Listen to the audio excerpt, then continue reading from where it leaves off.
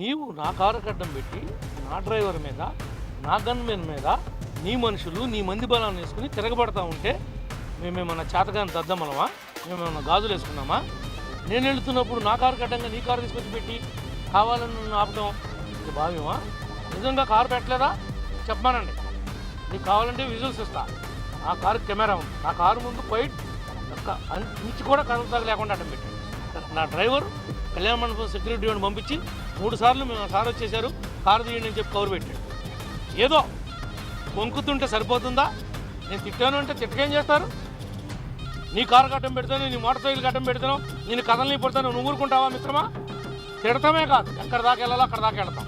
ఊరికే కావాలని గొడవ పొందితే మాత్రం ఎవరిని వదిలిపెట్టేది లేదు. ఎవడు పద్ధతి కోల్పోయినా కబడ్దారు ఏమనుకుంటున్నావు?